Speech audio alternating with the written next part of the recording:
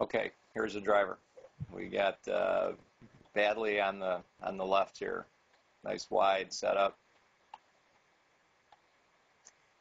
He looks a little bit more hingy with his hands maybe than you do.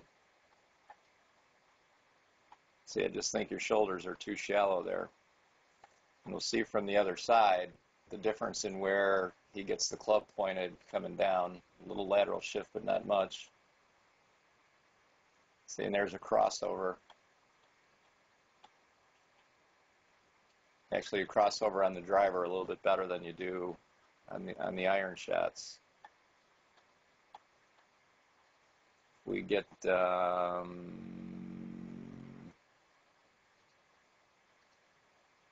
the line on that one, and we get, let's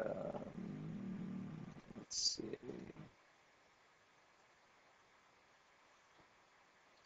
let me get back to yours here.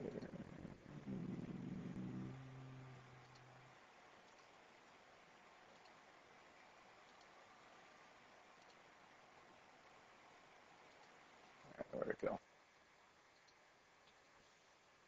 Okay. Get back there. Okay. All right, now watch through the backswing where his club gets pointed. And if we watch where yours goes,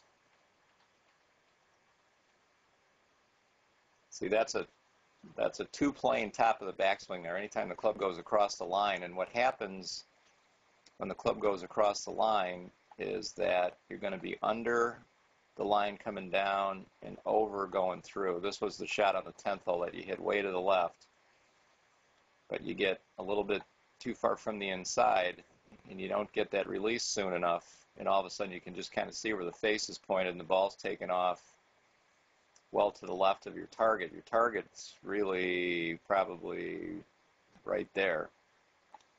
So the ball's getting off way to the left of the target, and if you look at when he comes down here, that club is coming more down the line. It's closer to the target line and then back in, where if you look at where he's at right here, again, you can see how much closer the club head is, or how much more inside the target line the club head is. His hands are very close to his body, going around his body, and then when the club comes out, it's right in line with his shoulders, as is yours.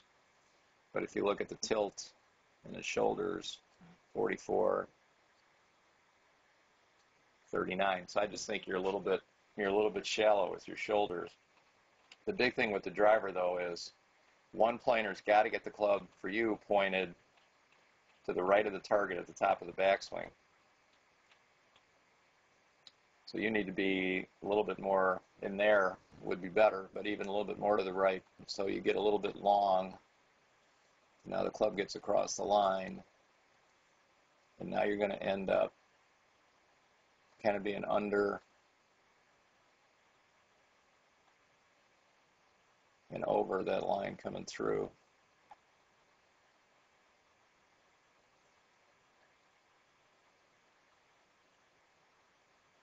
See, so it's almost like you're overextended, but again, it's the same thing. I think it's because the release is too late. Your crossover is too late. So you're trying to swing the club back to the inside with your shoulders, and you should be trying to swing the club back to the inside with your hands. So the sooner you release your hands, the sooner you cross over, the more down the line the path is going to be. So if you look at here, I mean, that club is going down the line and then right back to the inside, where you can see yours is coming more from the inside. Pretty shallow angle there. So don't confuse one plane with shallow. You can be a lot steeper and still be one plane. Ernie Els would be a good example of being pretty steep but one plane, because his shoulders are real steep.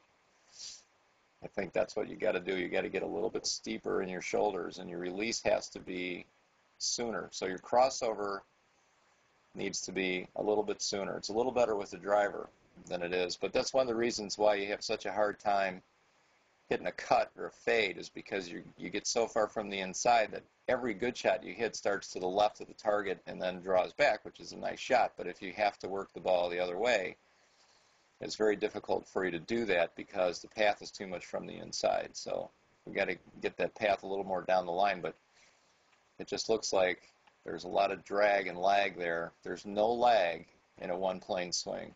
Just remember that. There's no lag in a one-plane swing. Two-planers need lots of lag because they have to shift and go lateral and do everything, but when there's no weight shift, there can't be any lag, because if there's lag, then you're going to leave the face open and get way at it from the inside.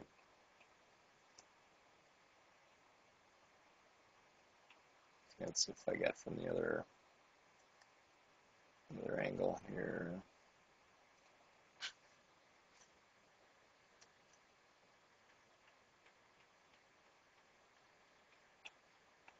But the setup is good. So you're swinging back, no shift, which is good. You know, you're releasing through there, but it just looks like too much of a drag, and you need to get, see, even there, finally, you know, your bottom hand shows up there, and I think even there you could do a little bit better. So the crossover has to be sooner. The crossover has to be earlier. And you want to let your right arm rotate under. Remember, Hardy said, great tip, take the patch on the back of your glove, the Velcro on the back of your glove, and you want to turn it down to the ground. So yours is still pointed up.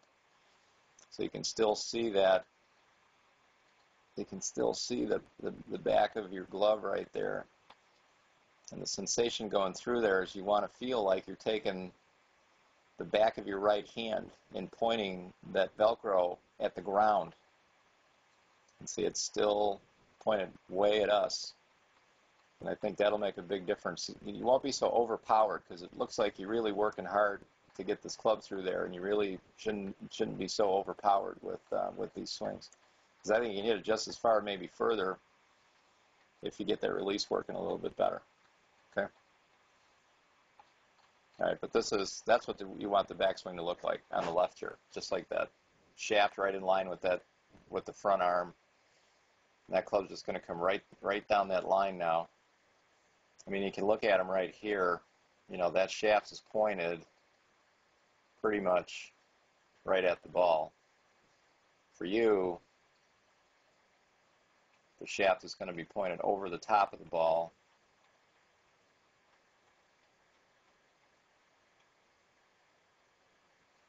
Not by much, but it's definitely over the top of the ball. See, now you're under and over. So you're under your shaft plane and then over it. And if you look at his, it never gets over until he gets into the follow-through. So it's coming right down the line, hit, and then back under. Or your shaft is too shallow because you're dragging. The release is a little bit too late. You need to feel like the shaft is steeper on the way down. All right?